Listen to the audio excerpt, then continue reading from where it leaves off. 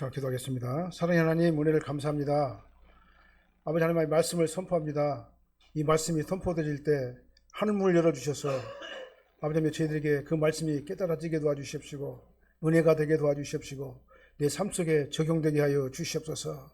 이 시간 아버지 하나님께서 한없는 은혜를 부어주셔서 저희들의 마음과 생각과 뜻이 전적으로 아버지 하나님 은혜 가운데 아버지 빠져들어가는 이 시간 되게 하여 주시옵소서. 예수님 이름으로 축복하며 기도합나이다. 아멘. 우리 다 인사하시겠습니다. 오직 예수님밖에 없습니다. 다시 한번 하겠습니다. 오직 예수님밖에 없습니다. 아멘.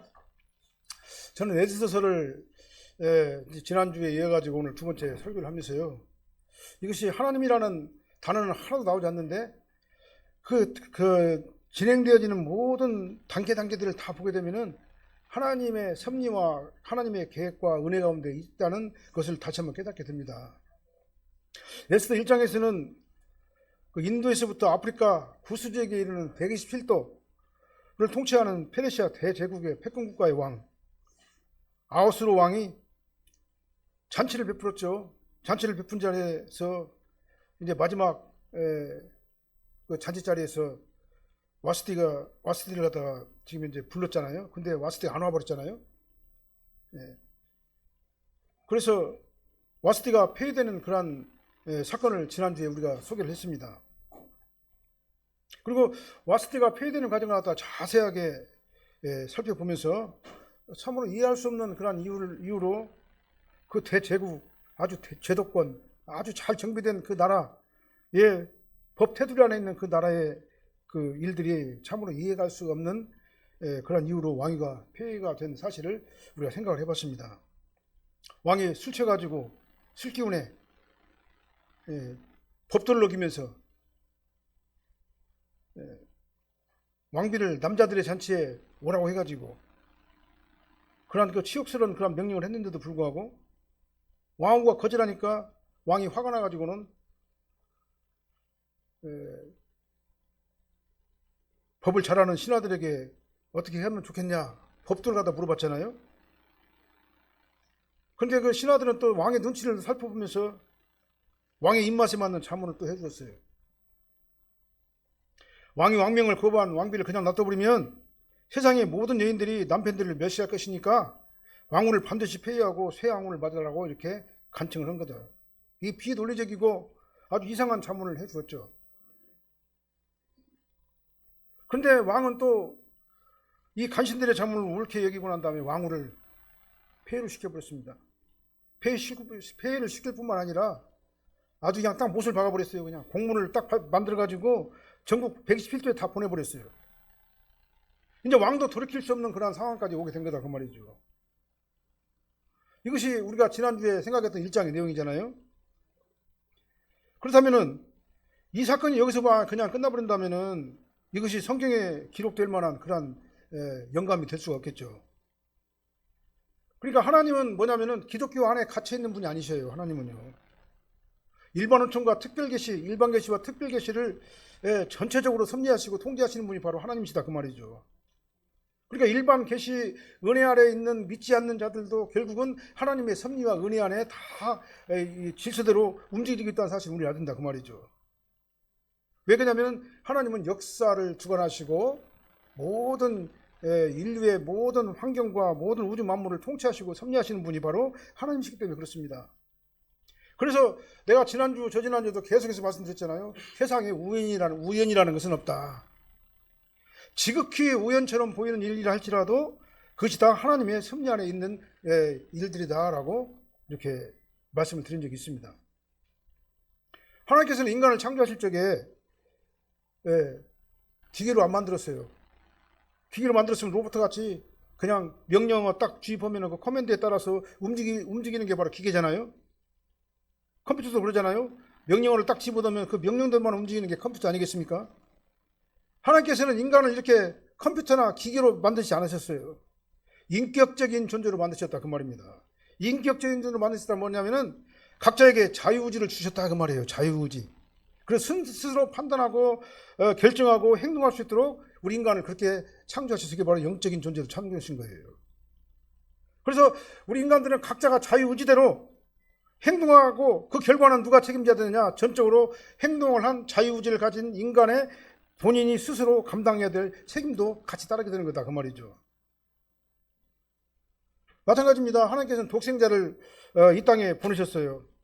보내시고 구속언약을 완성하시고 만민의 죄를 대속하셨습니다. 그렇지만 그렇다고 해가지고 모든 사람들이 다 구원받는 게 아니에요. 그 사람의 자유의지가 예수님을 마음으로 믿고 입으로 시인하면 그 사람이 구원을 받는 거예요. 그래서 구속의 문은 다 만민에게 열려 있어요. 예수님께서 만민의 죄를 대속하셨기 때문에.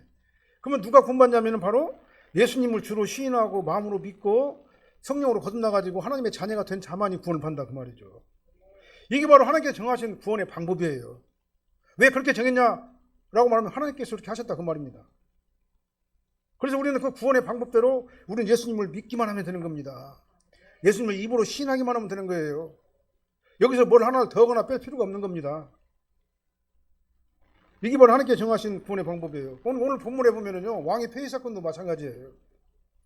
이 사건은 전적으로 그들의 비인간적이고 비이성적인 그들의 자유의지가 선택한 그 결과로 일어난 비윤리적인 방법이에요.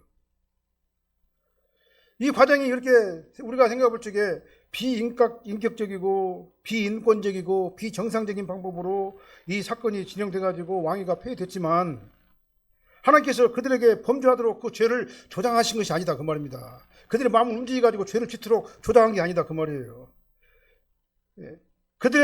하나님께서 그들에게 허락하신 그들의 자유의지가 스스로 선택한 범죄다 그 말입니다. 하나님께서 죄를 조장하신 게 아니에요. 그럼에도 불구하고 하나님께서는 그들이 행한 그 비정상적인 일까지라도 하나님의 섭리의 도구로 이용하신다는 사실을 우리는 본문을 통해서 안다 그 말이죠. 하나님께서는 이 사건을 당시 페르시아의 포로로 끌려갔던 유대인들을 구원하시기 위한 계획으로 유대인 출신의 에스더를 새 왕으로 선택하셔가지고 그 다음에 모르드게를 통해 가지고 하만의 어떤 그 잘못된 반역을 그 다음에 억제시키고 통제시키기 위한 그런 방편으로 하나님께서 사용을 하셨다 그 말이에요. 이게 바로 섭리의 도구입니다. 우리 인간이 스스로 자유의지해 가지고 행동한 그 결과는 인간 스스로 책임을 져야 맞지만 그렇게 스스로 행동한 그 결과까지라도 하나님께서는 사용하셔가지고 하나님의 섭리의 도구로 이용하신다라는 것을 우리는 알아야 된다 그 말이에요. 그래서 오늘은 이 본 말씀 중심으로 왕후가 된 에스더라는 제목으로 말씀을 선포합니다. 어떻게 에스더가 왕후가 되어오는 과정이 있고 왜 에스더가 왕후가 돼야 되는가, 돼야만 하는가라는 것을 우리가 생각을 해보도록 하겠습니다. 자, 4절 말씀 한번 읽어볼까요? 4절이요. 왕의 눈에 아름다운 처녀를 와스디 대신 왕으로 삼으소서 하니 왕이 그 말을 좋게 여겨 그대로 행하니라. 이렇게 왕은 술에 취해가지고 홧김에 술기운에 그냥 왕후를 폐시키고 되돌이킬 수 없는, 번복할 수 없는 그런 어명을 내리고 난 다음에 그 다음에 한참 시간이 지나간 다음에 그 일을 다 후회를 했어요. 1절 말씀 한번 볼까요? 1절. 그 후에 아하스웨로 왕의 노가 그침에 와스디가 그가 행한 일과 그에 대하여 내린 조서를 생각하거든. 여기서 생각했단 말은 후회했다 그 말이에요. 그러니까 이제 제정신이 돌아와가지고 한참 지났어요. 몇 년 지났습니다. 근데 지나면 지날수록 와스디가 생각이 나는 거예요. 왜 그냥 와스디 같이 아름답고 아하스웨로 왕의 마음에 드는 자가 없기 때문에 그래요. 그러니까 한참 지나고 난 다음에 이제 생각을 해보니까 내가 그때 참 잘못했네. 내가 조금만 참았으면은 데스파인데 그 아름답고 그냥 현명한 그 와스티를 갖다 내가 폐위시켜가지고 자기가 막 굉장히 범민을 한 거예요. 후회를 한 거예요. 아주 성급하고 과도하게 처리했던 그 어리석은 자신의 어떤 결정들이 아주 후회가 되고 마음에 걸렸던 것이에요. 그런데 이렇게 간단하게 기록을 했지만 그 안에는 이런 마음들이 다 녹여 있는 거예요. 그리고 왕은 이제 엄명까지 내려가지고 120도 전국에다 다 보내버렸으니 이제는 자기가 정한 법에 자기가 매여가지고 자신도 어떻게 할 수 없는 법의 노예가 된 거예요. 그래서 자기 가정마저도 건사하지 못하는 왕이에요. 그러니까요. 그렇게 권력이 많은 왕이라 할지라도 자기 아내마저 어떻게 다시 구할 수 있는 그런 입장이 아니었었다 그 말이죠. 그게 법의 노예가 된 거예요. 그러니까요. 왕이 스스로 자기가 정해놓은 법을 가지고. 그러니까 아무리 권력자고 권력자인 왕이라 할지라도 자기 자신의 사생활은 뭐예요? 실패한 자 아닙니까? 실패한 자예요. 그러니까 왕이 이렇게 막 후회를 하고 막 그 와스티 옛날 그 왕후 폐해된 왕을 갖다 막 그리워하는 그런 모습이 보이니까 신하들은 깜짝 놀랐죠. 왜 그냥 와스티가 다시 왕으로 복귀해봐봐요. 복권돼봐봐요. 왕으로. 만약에 그렇게 된다면은 왕의 폐해를 주장했던 그 신하들, 지난주에 신하들이 막 주청을 했잖아요. 안 된다고. 아마 그들은 살아남지 못했을 거예요. 뭐 왕후가 만약에 복권이 된다면. 그런 그 두려움이 그들과 다 지배했을 겁니다. 그래서 왕이 그런 결정을 못 내리도록 어떻게 했습니까? 오늘 본문에 보니까요. 예? 왕의 눈에 아름다운 처녀를 와스티 대신 왕으로 삼으소서. 이 말 뭔 말입니까? 와스티는 안 돼요. 이제 안 돼요. 와스티가 왕 복권이 되면은 우리가 위험해요. 그 말이잖아요. 예. 그러니까 더 아름답고 더 현명한 그 왕후를 갖다 다시 간택을 해가지고 왕으로 삼아 주시옵소서라고 조정을 한 거예요. 시도를 한 거예요. 그래서 왕의 마음을 갖다가는 와스티에게 매이지 못하고 그 마음을 돌리려고 이제 더 아름다운 그 처녀를 간택해가지고 왕후가 되게 하라고 이렇게 말한 거예요. 그리고 뭐라고 말했습니까? 왕이시여, 왕께서는 전국 방방곡곡에 명령하셔가지고 아리따운 처녀를 구해가지고 수상궁에 들여서 왕으로 삼으소서. 신하들은 그러니까요, 이 권력 지향적이잖아요. 자기가 손해볼 것 같으면 전적으로 발을 빼는 게 바로 신하들 아니겠습니까? 근데 자기가 살아남으려고 이렇게 적극적으로 아주 절실하게 왕에게 요청을 한 거다 그 말이죠. 그래서 왕후의 조건으로 뭐라고 했습니까? 용모의 아름다움, 매력적인 여자, 폐비된 와스티보다도 더 이쁘고 더 아름답고 더 매력적인 여자를 골라가지고 왕으로 삼게 해달라고. 삼으면 어떻겠냐고 이렇게 권면한 거죠. 그게 왜요? 만약에 새로운 왕후가 새로 뽑혔는데 그 왕후가 와스티보다 더 아름답지 못하거나 더 매력적이지 못한다면 어떻게 되겠습니까? 그 생각이 날 것 아니겠어요? 그래서 와스티 왕보다 더 아름다운 왕후를 세우는 것이 더 효율적이고 효과적일 것이다. 자기 어떤 그 권력을 유지하는데, 지탱하는데 아주 좋은 방법이, 효과적인 방법이 될 것이다라고 생각을 한 거다 그 말이죠. 그리고 또 뭐라고 말했냐면은 처녀를 선택하되 전국 각도에 일을 수행하는 관리들에게 명령해서 아리따운 처녀를 뽑게 해달라고 건의를 했어요. 사실은요, 그때 당시 그 페르시아 법이에요. 왕후를 뽑는 것은요, 아주 권력자들 있잖아요. 권력자 고관들의 자녀들을 갖다 규수로 선반해가지고 그렇게 하도록 돼 있었어요. 왜 그냥 권력이라는 건 정치잖아요. 그래 정치를 갖다가는 서로 나누기 위해서 어떻게 했습니까? 권력자들의 규수를 가지고 그들을 가지고 해서 전국 칠도에 있는 그런 자들을 골라가지고 왕후를 삼은 거다 그 말이죠. 근데 오늘 본문에 보면 뭐라고 말합니까? 전국 각도에 일을 수행하는 관리들에게 명령해가지고 아리따운 처녀를 뽑게해달라 이렇게 건의를 했어요. 여기서 하나님의 섭리가 발견되죠. 만약에 페르시아의 어떤 그 정통적인 관습대로 전국 칠도에 있는 그 아주 권력자들의 규수만을 뽑았다면은 아마 에스더는 왕후가 될 수 있는 자격도 안 됐을 거예요. 그래고 뽑아가지고 그들의 몸을 정결케 해가지고 몸 물품을 주어서 잘 가꾼 다음에 왕이 마음에 꼭 드는 자를 왕으로 삼으라 이렇게 건의를 한 거예요. 근데요, 왕으로 지금 간택된 왕으로 간택된 그 사람들이 몇 명이냐면요, 그 역사가들에 가면은 한 400명 정도 된다고 그래요. 근데 생각해봐요. 그 400명 가운데서 한 명만 왕후가 되는 거예요. 나머지는 다 뭡니까? 평생을 후궁으로 살아야 되는 거예요. 궁녀로 살아야 되는 것입니다. 얼마나 이 비합리적이고 비인격적이고 비인권적이에요. 그래서 이들에게 있어가지고는 선택되는 과정은요, 참으로 굉장히 불안했을 거라 저는 생각을 해요. 왕 한 사람의 기분을 맞추려고 그 권력자들이 전국에서 뽑아온 수백 명의 처녀들을 희생시켜도 아무도 이상하다고 생각하지 않는 그 시대적 상황이 있었다 그 말이죠. 그게 당시의 모습이에요, 이게. 어찌됐든 간에 왕이나 신하나 다 똑같은 부류들이에요.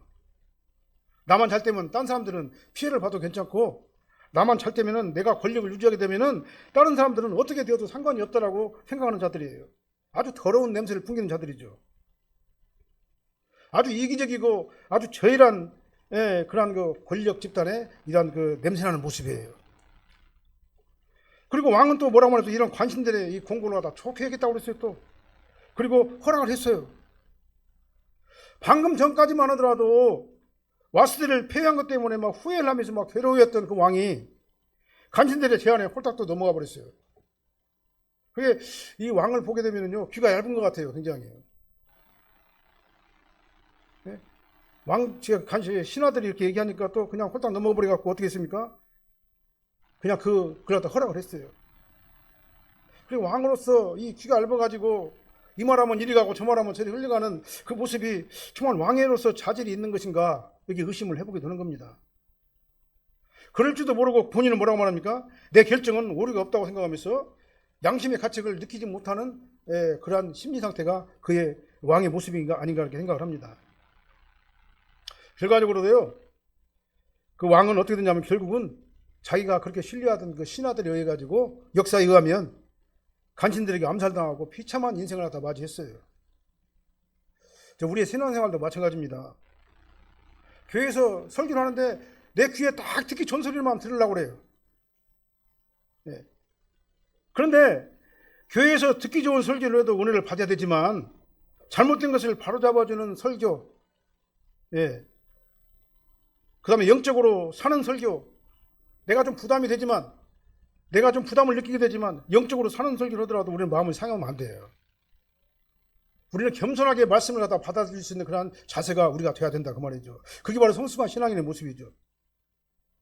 그런데 내 중심이 아니라 말씀 중심 신앙생활 하면은 하려면 어떻게 됩니까? 말씀의 인도를 받아야 되잖아요. 그러니까 강단에서 주의 종이 목사님이 설교를 할 적에 내 귀에 거슬리는 설교를 듣더라도 그렇습니다. 내가 고치겠습니다. 내가 잘못했습니다. 이제 앞으로 내가 바로 잡아가지고 신앙생활 잘 할 수 있도록 노력해 보겠습니다. 이런 자세가 올바른 신앙인의 자세가 아니냐 이 말이에요. 우리는 사람의 말을 들으라는 얘기가 아니에요. 말씀의 인도를 받으라 그 말이에요. 말씀이 그러면 그런 거예요. 말씀이 거슬린다고 해가지고 반항하거나 안 좋은 감정을 가지고 그렇게 거부하면 안 된다 그 말이에요. 그래서 말씀이 내 안에서 들려올 적에 그 말씀에 찔림이 있으면 어떻게 됩니까? 은혜인 거예요, 그게요. 말씀이 나를 콕콕 찔러요. 너 잘못했잖아. 이거 바로 잡아야지. 말씀이 나를 콕콕 찔르면요, 그게 바로 은혜인 거예요.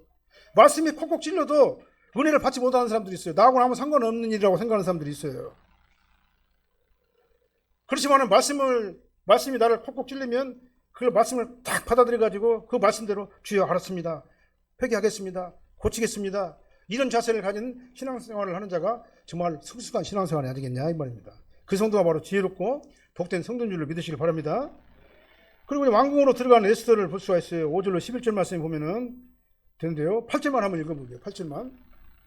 왕의 조서와 명령이 반포되매 처녀들이 도성 수단에 많이 모여 헤게의 수하에 나아갈 때 에스더도 왕궁으로 이끌려 가서 궁녀를 주관하는 헤게의 수하에 속하니.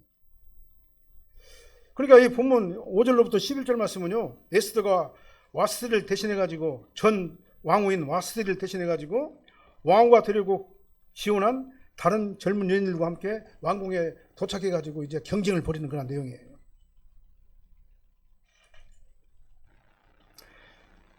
이때 에스더도 그러니까 왕궁으로 갔어요. 본문은 이 과정을 갖다 설명하기 해가지고 에스더에서 자주 나오는 이름 누굽니까? 모르드게를 설명하고 있어요. 모르드게는 유대인이라고 또 기록을 하고 있어요. 모르드게는 유대인이다.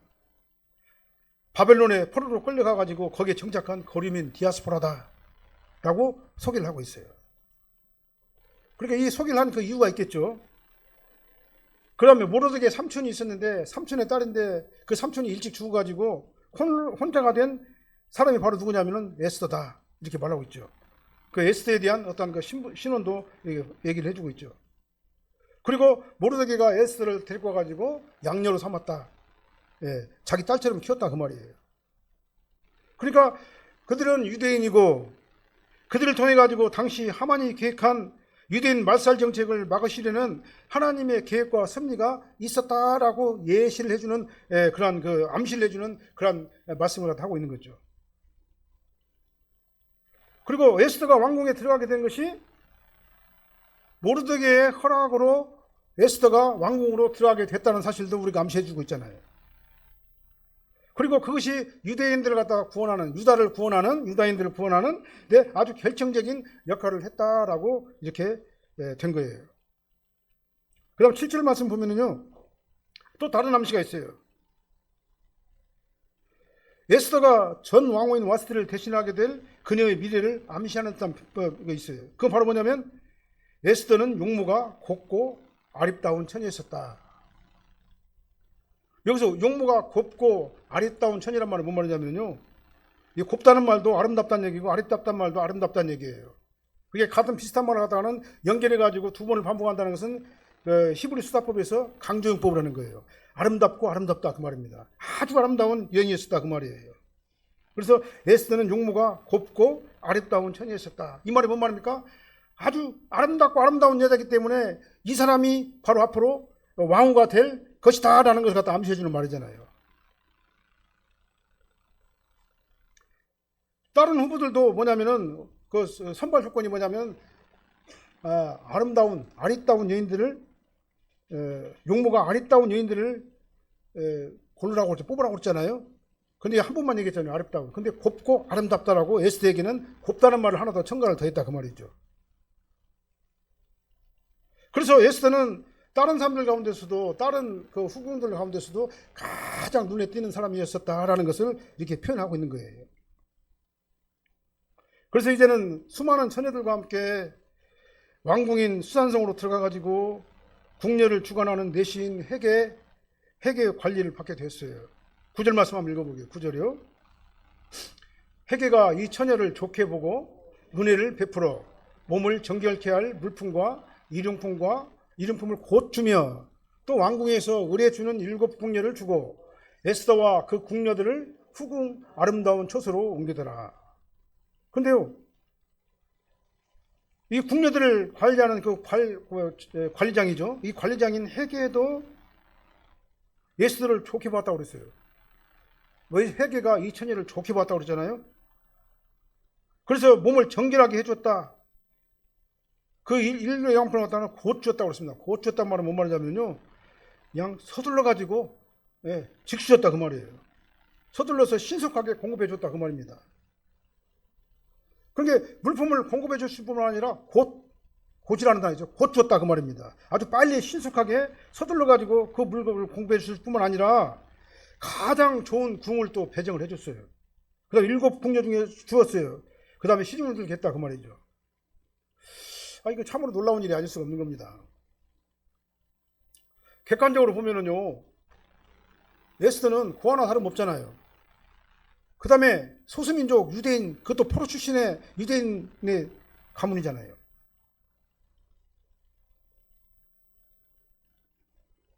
그리고 유대인 가운데서도 비주류에 속하는 사람이잖아요. 대우받지 못하는 천한 사람이었다 그 말입니다. 한마디로 말하면 신분으로 따진다면은. 그래서 모르드게가 뭐라고 말했습니까? 에스더가 에스더한테 뭐라고 말했어요? 너 유대인이라고 말하지 마. 유대인이라고 말하면 안 돼. 알리지 말라고 했단 말입니다. 10절 말씀해 보니까. 그런데요, 이러한 것들이 안 통할 것 같은데 통했다 그 말입니다. 왜 통했을까 저는 생각을 해봤어요. 이것이 하나님의 은혜다. 하나님께서 그렇게 할 수밖에 없도록 그렇게 모든 상황을 만들어 주셨다라는 거예요. 여러 가지 해석들이 많이 있습니다. 물론 여러 가지 많은 해석들이 있지만, 그러나 결정적인 것은 뭐냐? 하나님의 은혜다라는 거예요. 하나님의 은혜로 정말 왕후의 자격이 되지 않는 그 에스더가 이렇게 많은 사람들 가운데서 돋보이게 하신 것은 하나님의 은혜의 결과가 아니었느냐라고 저는 해석을 하는 겁니다.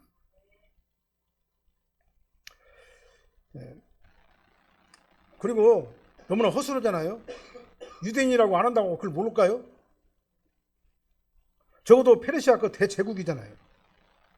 그 행정 시스템이라고 한다면, 그 정보력이라고 한다면 왕후를 뽑는데 신원을 하기는 해야 될 것 아니겠어요? 신원 확인도 아주 정확하게 이루어져 가지고 가장 신원이 확실한 사람만 왕으로 뽑을 것 아니겠어요? 그리고 에스더를 이런 다른 여자들과 비교를 한다면, 수상궁에 들어온 다른 처녀들과 객관적으로 비교한다면요, 사람들이 다 예뻐요. 왜 그냥 뽑혀왔기 때문에 그래요. 아름다운 자들만 뽑게 하기 때문에 그럽니다. 그리고 누가 더 예쁜가 비교할 수 없을 정도로 다 예쁜 사람들만 온 거예요. 아름다운 자들만 온 거예요. 곱고 아름다운 것은 그러니까 내가 볼 때는 큰 차이가 없을 것이다, 그렇게 생각을 하는 겁니다. 그런데 하나님께서 에스더를 지명해서 부르시고 사람들의 눈에 용모가 곱고 아름다운 처녀로 보이게 하셨다는 것은 이것이 바로 하나님의 은혜의 결과이시다라고 저는 해석을 하는 겁니다. 그리고 가는 곳마다 하나님께서는 에스더를 갖다가는 눈에 다 띄게 만들었어요. 저는 요셉을 생각하는 거예요. 그러니까요. 요셉은 가는 곳마다 형통했잖아요. 감옥이면 감옥에서 형통하고, 그러죠? 가는 곳마다, 요셉이 가는 곳마다 형통했잖아요. 그러니까 에스더도 마찬가지로 이 요셉의 형통을 갖다 쫙 생각해 보면서 에스더를 바라보니까 하나님께서 가는 곳마다 이 에스더가 눈에 팍팍 띄게 만들었다, 그 말이죠. 이게 바로 하나님의 은혜다라는 거예요. 그렇게 되도록 섭리하신 하나님의 인도하심의 결과시다라는 것을 우리는 다시 한번 생각을 해봅니다. 하나님께서 나를 하나님의 자녀로 삼으시고 나를 불러주시고 은혜를 주시고 변화를 받게 하셔가지고 내가 하나님의 자녀가 돼가지고 하나님의 아름다운 자가 됐잖아요. 근데요, 하나님께서 나를 뭐라고 하냐면 너는 곱고 아름다운 하나님의 자녀야 라고 말하는 거예요. 좋아요, 여러분들은요, 우리가 생각을 보게 되면은 우리는 정말 구원받을 수 있는 자격이 전혀 없는 사람들이 있었어요. 그런 자격이 안 돼요. 내 행동이나 내 말이나 내 습관이나 나의 것을 보게 되면요, 나는 도저히 구원받을 하나님의 자녀라고 말할 수가 없어요. 그런데 하나님께서 나를 여기까지 오게 한 것은 전적으로 하나님의 은혜였었다.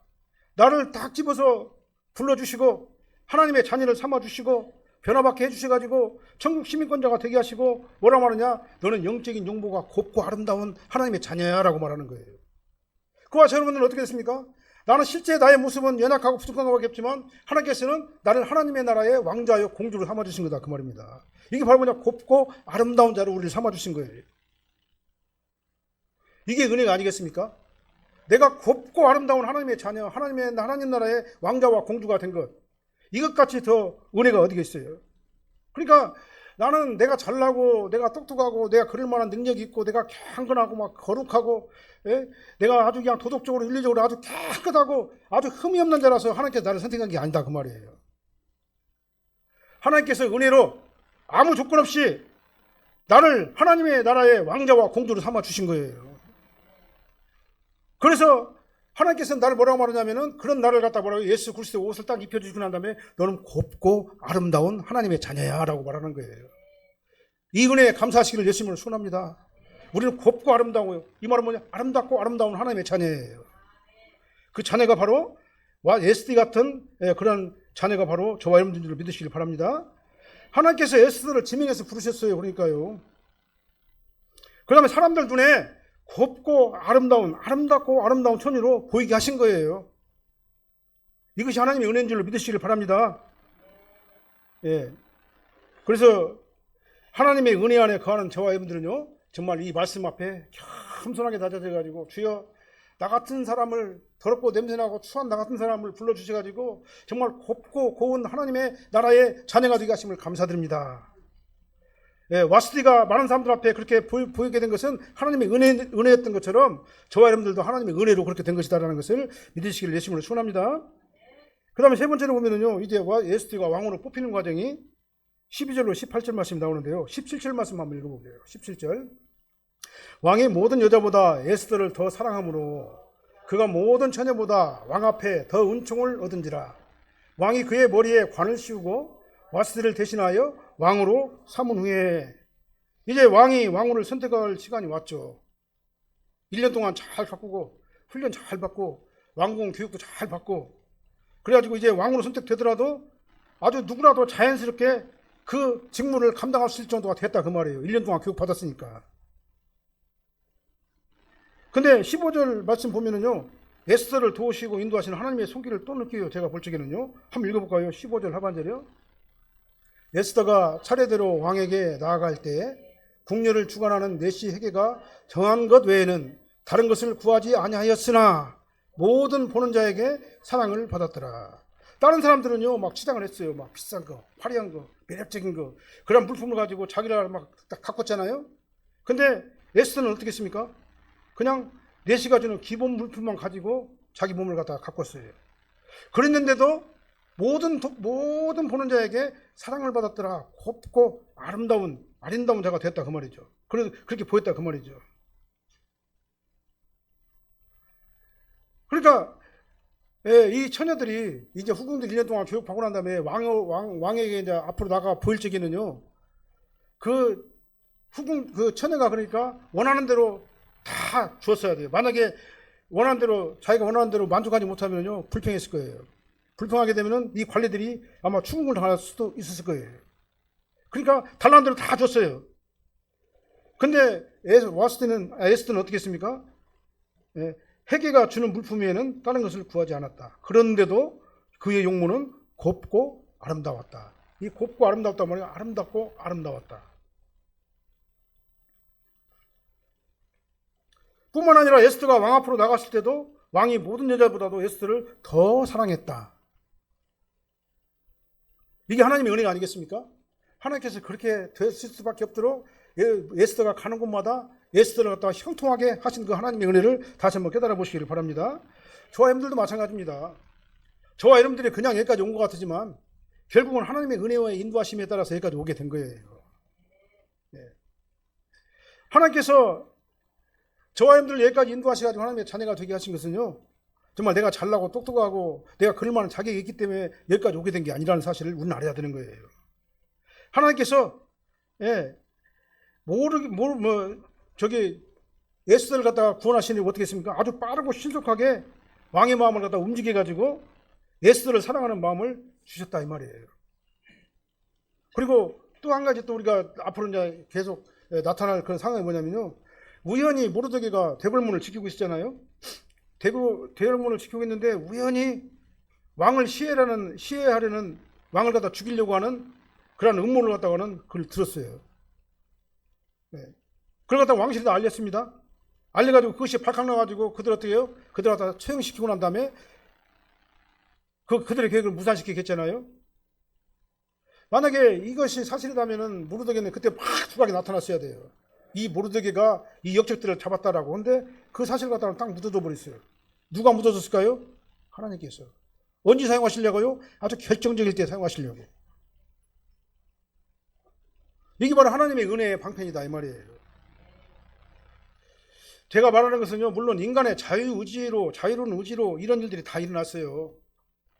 그럼에도 불구하고 이 모든 일련의 사건들의 모든 흐름들을 보면은 오직 한 방향을 향하고 있는 겁니다. 어떤 방향이에요? 유다를 구원하려고 하는 하나님의 섭리. 그 섭리. 오늘 본 말씀을 통해 가지고 저와 여러분들은 은혜를 받으시길 바랍니다. 그 다음에 내가 여기까지 오게 된 것은 하나님의 전적인 은혜였다라고 고백하시기를 바랍니다. 내가 예수 그리스도를 알게 하시고 나에게 예수 그리스도의 은혜를 체험하게 하시고 예수 그리스도를 따라갈 수 있도록 인도하신 것은 내 의지가 아니라 전적으로 하나님의 인도하심의 결과였었다라고 고백하시기를 바랍니다. 그리고 감사하시기 바랍니다. 그리고 힘들고 어려울 때마다 이 은혜를 생각하시길 바랍니다. 그리고 내가 아무리 힘들고 어려운 일을 당한다 할지라도 그때마다 하나님께서는 나와 동행하신다. 왜? 나는 하나님의 나라의 왕좌의 공주니까. 나는 곱고 아름다운 자이기 때문에, 아름답고 아름다운 하나님의 자녀이기 때문에 내가 가는 곳마다 어느 곳이든지 간에 그곳에서 하나님의 섭리의 인도하심이 있다는 사실을 믿으시길 바랍니다. 왜 그냥 저와 여러분들이 혼자가 아니에요. 이런 세상 사람들이 아닙니다. 우리의 신분은 전적으로 하나님의 천국 백성이에요. 우리의 정체성은 하늘 백성이다 그 말이죠. 그렇기 때문에 제가 가는 곳마다 하나님께서는 나와 함께 동행하시는 거예요. 요셉의 형통이 우리 형통이 될 줄로 믿습니다. 에스더를 갖다 그때그때마다 지켜주시고 형통하시고 섭리하신 하나님이 저와 여러분들의 인생의 길을 인도하신다는 사실을 믿으시기를 예수님으로 소원합니다. 그럼 우리가 이제 어떻게 마음이 든든한 거죠. 왜 그냥 나 뒷백이 있어요. 하나님이 내 안에 딱 나를 바치고 있잖아요. 내 인생을 운전하고 계시잖아요. 내가 어느 곳에 어떤 모양이었든지 간에 감옥에 있든지 간에 예를 들어서 남의 종살이를 하든지 간에 그곳에서도 나를 형통하게 하시는 하나님의 은혜가 있잖아요. 이 은혜를 생각하시면서 정말 마음의 평강과 기쁨을 누리며 정말 사시는 성도님들이 다 되시기를 예수님으로 소원합니다. 기도하겠습니다. 사랑하는 하나님 감사합니다. 와스디가 곱고 아름답고 아름다운 차로 아버지 하나님의 정말 주에 인정받게 된 것은 아버지 하나님의 은혜의 결과인 것을 다시 한번 깨닫습니다. 와스디가 왕의 은총을 입어서 왕의 간을 씌우게 된 것은 전적으로 하나님의 은혜의 결과였다는 사실을 다시 한번 깨닫고 감사를 드립니다. 와스디가 자격 있고 능력 있고 배경이 좋아가지고 그렇게 된 것이 아니라 전적으로 하나님의 은혜 가운데서 그렇게 된 것인 것을 다시 한번 깨닫고 감사를 드립니다. 내가 나된 것은 아버지 하나님의 은혜의 결과인 것을 다시 한번 깨닫고 감사를 드립니다. 나를 구원시켜 주십시고 하나님의 자녀가 되게 하여 주십시며 천국 시민권자로 저를 불러주셔서 정말 곱고 아름다운 아버지 하나님 나라의 왕자 공주가 되게 하심을 감사를 드립니다. 이제는 내가 살아가는 동안에 전적으로 주님만 바라보게 해주십시고 전적으로 주님만 의지하게 해주십시고 예수 그리스도의 인도함을 받아서 가는 곳마다 형통한 복이 우리의 삶을 주관하게 하여 주시옵소서. 예수님 이름으로 축복하며 기도합나이다. 아멘.